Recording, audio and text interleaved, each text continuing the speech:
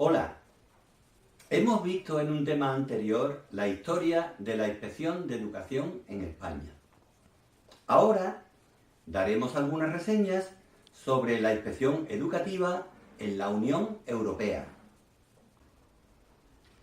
Pese a la coordinación de políticas educativas, el respeto comunitario a los sistemas educativos nacionales hace que estemos lejos de un único sistema educativo europeo y por ello lejos también de una misma inspección educativa europea.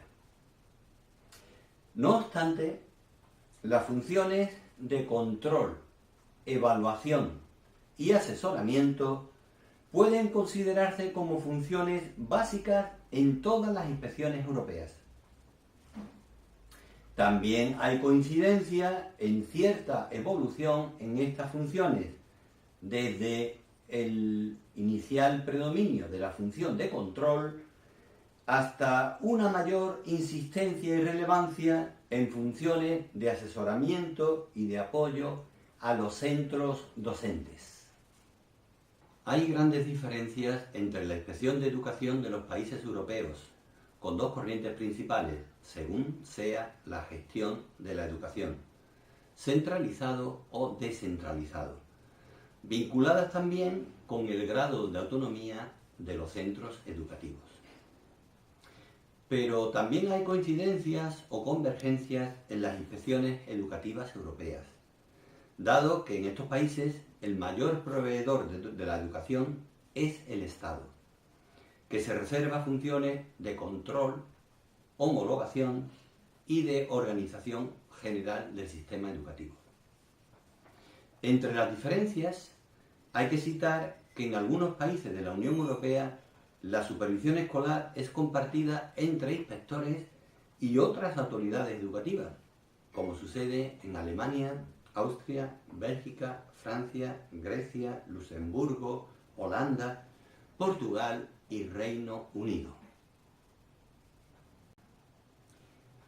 Y en los países nórdicos, Dinamarca, Finlandia, Suecia, no existe inspección como órgano. En Dinamarca lo que hay son asesores académicos. Y en Finlandia y en Suecia son los directores de los centros los que se encargan de la supervisión pedagógica. Veamos ahora algunos detalles de la inspección de educación en varios países de la Unión Europea. Comencemos por Austria. Austria es un país muy descentralizado, donde la inspección depende también del gobierno de cada estado o Länder. La inspección se estructura a nivel provincial, con inspectores de distrito, pero también, aparte, hay inspectores de enseñanzas profesionales e inspectores de materia, para secundaria y bachillerato. Las funciones de los inspectores tienen, sobre todo, características asesoras, para incidir en las prácticas docentes del profesorado. Y un detalle final sobre la selección de candidatos para acceder a la inspección. Son las autoridades del Länder las que realizan las pruebas de selección, tras lo cual proponen una terna, y es el Ministerio de Educación del Länder, el Ministerio de Educación Federal, el que elige a uno de los tres propuestos. En Francia, hay que distinguir entre inspecciones generales e inspecciones territoriales. Las inspecciones generales supervisan de forma global diversos ámbitos del sistema educativo, las investigaciones, las bibliotecas, así como los aspectos jurídicos. Para ser inspector general hay que tener el grado de doctor y 10 años de servicios docentes. Las inspecciones territoriales, por su parte, son los inspectores técnicos, los que actúan directamente en los centros, supervisando, evaluando y asesorando en forma parecida a la española.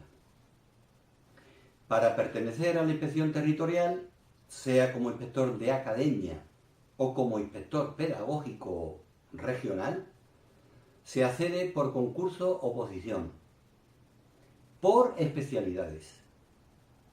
El nivel de entrada es el de Inspección de Educación Nacional, tras el cual se puede pasar a los otros en carrera administrativa.